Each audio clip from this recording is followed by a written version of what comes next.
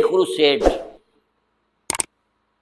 اس کے اوپر جس قدر نقصان ہونا ہے عربوں کا، گریٹر اسرائیل بنے گا، یہ عراق، شام، اردن، سعودی عرب کا کچھ شمالی علاقہ، ترکی کا جنوبی علاقہ، مصر کا صحرائے سینا، اور اس کے ساتھ ہی جو بہترین اس کا زرخیز ترین علاقہ ڈیلٹا آف نائل، یہ سب یہودیوں کے قبضے میں جائیں گے۔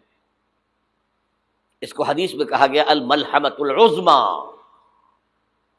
عیسائی 80 علم لے کر ہے مسلمانوں تم پر حملہ آور ہوں گے، اور ہر علم کے نیچے 12,000 فوج ہوگی، 9.5 لاکھ فوج۔ یہ نیٹو کی تیاری کس کے لیے ہو رہی ہے؟ جب یو ایس ایس آر کا خاتمہ ہوا تو پوچھا گیا تھا نیٹو چیف سے، اب کس لیے؟ تمہارا وہ دشمن تو ختم ہو گیا، اب ہمیں اسلامک فنڈامنٹلزم سے نمٹنا ہے۔ وہ جانتے ہیں خطرہ یہی ہے، اب اسلام ابھر سکتا ہے، مسلمانوں کے سینوں کے اندر وہ آگ ہے، اوپر خاکستر آ گیا ہے، تمہیں اٹھانا بیٹھنا، یہ اندر تو انگارہ ہے، اوپر سے راکھ ہے، اسے دھوکہ نہ کھا جانا ان کے دلوں کے اندر۔ اور بش نے کہا تھا مسلمان چاہتے ہیں کہ ہسپانیہ سے لے کر انڈونیشیا تک نظام خلافت قائم کریں، اور میں حیران ہوا تھا کہ اس کمبخت کو ہسپانیہ کا خیال کیسے آ گیا؟ ہمیں تو کبھی آتا ہی نہیں، اب ہم تو بھول گئے، وہ تو 500 برس پرانی بات ہے جبکہ وہاں سے ہمیں نکال دیا گیا تھا۔ اگرچہ اقبال نے کہا تھا ہے ارض فلسطین پہ یہودی کا اگر حق، ہسپانیہ پر حق نہیں کیوں اہل عرب کا؟ ہسپانیہ میں تو 800 سال حکومت کی مسلمانوں نے، اور ابھی 500 برس سے گزرے ہیں نا۔ یہودی تو ارض مقدس سے 2000 سال نکالے گئے، انہیں لا کے آباد کیا گیا، عربوں کے سینے میں خنجر بھونک دیا گیا۔ وہ چھوٹا سا ملک جو چاہتا کرتا، کوئی پوچھنے والا نہیں۔ امریکہ جیسے اپنے بیٹے کی حفاظت کرے ویسے کرتا ہے اس کی۔ اور حضور نے فرمایا ہے وہ جنگ جب ہوگی تو ایک باپ کے اگر 100 بیٹے ہوں گے تو 99 ختم ہو جائیں گے، ایک بچے گا۔ یہ حدیث ہے، حدیث ہے صحیح۔ اور آپ نے فرمایا ویل للعرب من شر قد اقترب، عربوں کے لیے ہلاکت ہے، عربوں کے لیے بربادی ہے اس شر سے جو قریب آ چکی ہے۔ اور آج جس طرح انہوں نے ان کی تہذیب کو اختیار کر لیا ہے، دبئی جا کر دیکھیے، بدترین مغربی معاشرہ جو ہے وہ دبئی کے اندر ہم نے قائم کر کے دکھا دیا۔ اب سعودی عرب اس راستے پر بڑھ رہا ہے۔ اور اس کے بعد نمبر 2 پر جو ہے ہم پاکستانی ہیں، لیکن میں اس کے وہ پہلی بات جو کہہ رہا ہوں وہ تو یقینی ہے، اس میں تو احادیث صحیحہ موجود ہے۔ اگرچہ اس کے بعد پانسا پلٹے گا، پھر حضرت مہدی کا ظہور ہوگا، حضرت عیسیٰ کا نزول ہوگا، اور وہ گریٹر اسرائیل گریٹر گریو یارڈ بنے گا یہودیوں کا، ایک ایک یہودی قتل ہوگا اور دفن ہوگا۔ یہ بات میں ہونا ہے، میں پہلی بات بات کر رہا ہوں۔ وہ پانسا پلٹے گا جب پلٹے گا، ابھی جو سامنے ہے وہ کیا ہے؟ جسے ملحمۃ العظمیٰ کہا حضور نے، جسے آرمگیڈون کہتے ہیں عیسائی۔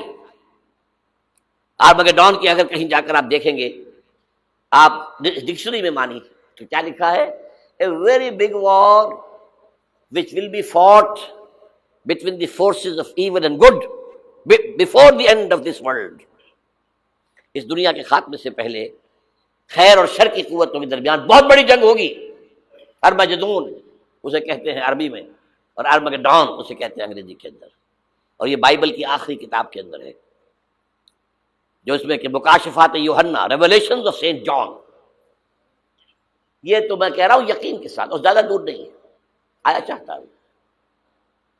اس لیے کہ یہودیوں کا اور عیسائی جو کنزرویٹوز ہیں، نیو کنزرویٹوز، ان کا 5 نکاتی ایجنڈا ہے متفق علیہ، جس کے تحت کہ یہ جنگ صلیبی شروع کی گئی ہے۔ وہ سن لیجئے آپ۔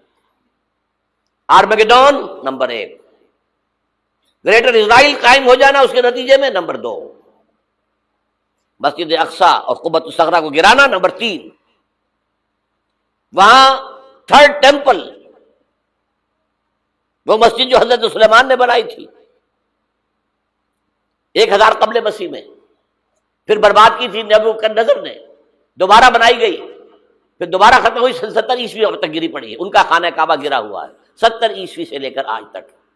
ایک دیوار ہے ویلنگ وال، جہاں جاتے ہیں، روتے ہیں، پیٹتے ہیں، ماتم کرتے ہیں، وہاں وہ بنے گا تھرڈ ٹیمپل۔ اور نمبر 4، اس میں لا کر رکھا جائے گا تخت حضرت داؤد کا۔ یہ تخت کہاں ہے اس وقت؟ یہ لندن شریف کے اندر، جو ان کی پارلیمنٹ کا جو چرچ ہے، ویسٹ منسٹر ایبے، اس میں رکھا ہوا ہے۔ ایک پتھر تھا جس پر بٹھا کر حضرت داؤد کی تاج پوشی ہوئی، پھر حضرت سلیمان کی ہوئی، پھر وہ پتھر رکھ دیا گیا جب حضرت سلیمان نے بنایا ہیکل مسجد اقصیٰ، وہاں رہا وہ۔ ہر بادشاہ جو تھا یہودی اسی کے اوپر بٹھا کر اس کی تاج پوشی ہوتی تھی۔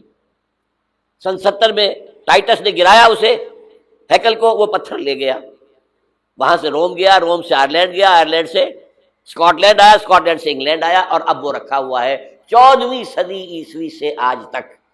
وہ ویسٹ منسٹر ایبے میں رکھا ہوا، ایک کرسی کی سیٹ میں اسے بنا دیا گیا ہے تخت کی شکل میں۔ اب انگریزوں میں کوئی ملکہ ہو، کوئی بادشاہ ہو جس کی بھی تاج پوشی ہونی، اس میں ہوتی ہے۔ یہ لا کر رکھا جائے گا تھرڈ ٹیمپل میں، اور اس پر یہودیوں کے خیال کے مطابق ان کا مسیحا آئے گا جو مسیح دجال ہوگا۔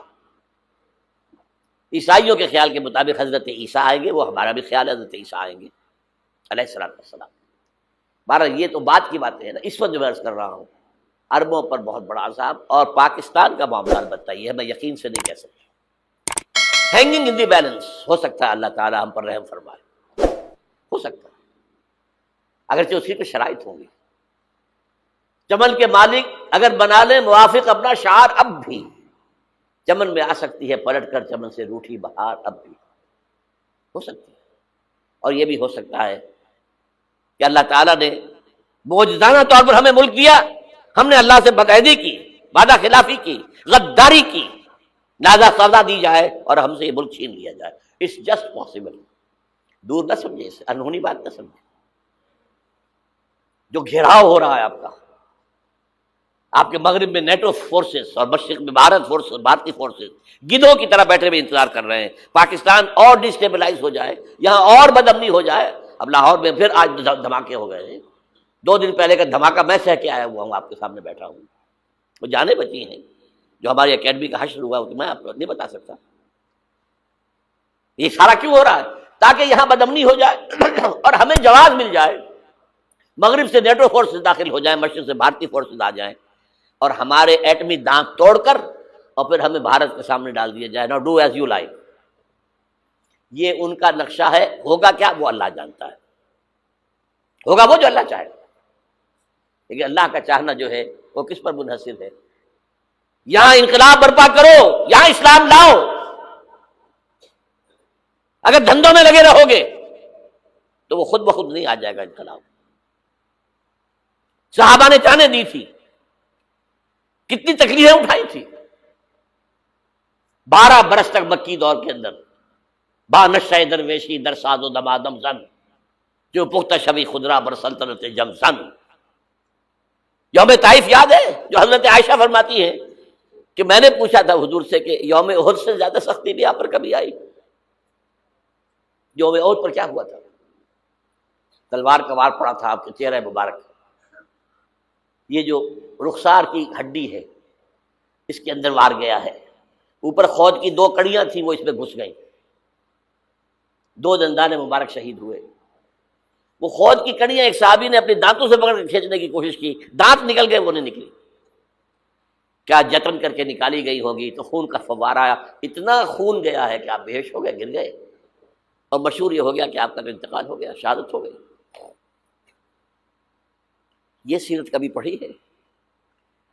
حضرت عائشہ کے ہوش کا تو یہی دور تھا نا، یوم طائف میں تو آپ کیا تھی، بچی تھی، انہیں کیا پتا کیا ہو رہا ہے حضور کے ساتھ۔ 3 دن تک حضور مکے کی گلیاں اور وہاں کے اوباش لوگ پتھراؤ کر گئے تھے اس امید میں کہ شاید وہاں کا کوئی سردار ایمان لے آئے، تو یہاں تو ابو طالب بھی فوت ہو گئے، یہی دنیاوی سہارا تھا، خاندانی سہارا تھا ابو طالب کے ذریعے، اور گھر میں ایک دلجوئی کرنے والی رفیقہ حیات تھی، وہ بھی، ان کا بھی انتقال ہو گیا۔ آپ نے کہا یہ عام الحزن ہے، اب تو سب کو طے ہو گیا قریش کو کہ اب جیسے قتل کر دو ان کو، اسی لیے آپ گئے طائف، شاید وہاں کا کوئی بڑا سردار مانے ایمان لے آئے مجھ پر، تو میں اپنا مرکز ادھر شفٹ کر دوں. تینوں سے ملے ہیں، تینوں نے وہ جواب دیے ہیں نکل جاؤ یہاں سے، میں تمہارے ساتھ بات بھی کرنے کو تیار نہیں. اچھا تمہارے سوا کوئی نہیں ملا تھا اللہ کو نبی بنا کر بھیجنے کے لیے؟ دیکھو جاؤ، میں بات نہیں کرنا چاہتا، ہو سکتا ہے میں بے عزتی کر بیٹھوں، واقعی تم اللہ کے نبی ہو تو میں مارا جاؤں گا، جاؤ جاؤ جاؤ. یہ سلوک محبت کے ساتھ ہوا ہے. اور پھر چھوکروں کو، اسٹریٹ ارچنز جنہیں آپ کہتے ہیں، اشارہ کیا تھا خبر لو ان کی، پتھراؤ ہو رہا ہے. ساتھ کوئی ہے ہی نہیں، ایک آدمی صرف، زید ابن حارثہ. اب سامنے سے پتھر آ رہے ہیں تو حضرت زید آگے آ جاتے ہیں، ڈھال بنتے ہیں، مجھے لے کے پتھر حضور کر رہے ہیں، آپ پیچھے سے آ رہے ہیں. چاروں طرف سے تو ڈھال نہیں بن سکتا شخص، جسم لہو لہان، خون جا کر جوتیوں میں جم گیا ہے، جوتی اتر نہیں. پھر وہاں سے واپسی پر جو دعا مانگی ہے، اللہم الیک اشکو ضعف قوتی وقلت حیلتی وہوانی علی الناس. اللہ تیری جناب میں فریاد لے کر آیا ہوں اپنے قوت کی کمی کا، اپنے وسائل کی کمی کا، اور جو ذلت و خواری ہو رہی ہے لوگوں کے سامنے. الا ملتقننی، مجھے کس کے حوالے کر دیا ہے؟ الا بعیدی یتجہمنی، یہ میرے اوپر ہجوم کر کے آ جائے، حملہ کرے. اور عدو من لگتا امرے، یہ دشمن کے حوالے میرا معاملہ کیا، جو چاہے کر دے وہ. لیکن پھر ابدیت غالب آتی ہے، ان لم یکن علی غضبک فلا ابالی. اللہ اگر تو ناراض نہیں ہے تو مجھے کوئی پرواہ نہیں، سر تقسیم خم ہے جو مزاج یار میں آئے. مجھے اندیشہ یہ ہے کہ تو ناراض تو نہیں ہو گیا. یہ تکلیفیں جھیلی ہے. سینکڑوں صحابہ نے جانوں کا نذرانہ پیش کیا ہے. احزاب کی جنگ میں فاقوں پر فاقے ہو رہے تھے، اور ان فاقوں کی حالت میں خندق کھودنے کا حکم ملا ہے. لوگوں کی کمریں دوہری ہو رہی ہیں، پتھر باندھے ہیں اپنے پیٹوں سے، اپنی چادروں کے ساتھ کس کر کمر دوہری نہ ہو جائے. اور جب صحابہ کدالیں چلا رہے ہیں تو کیا کہہ رہے ہیں؟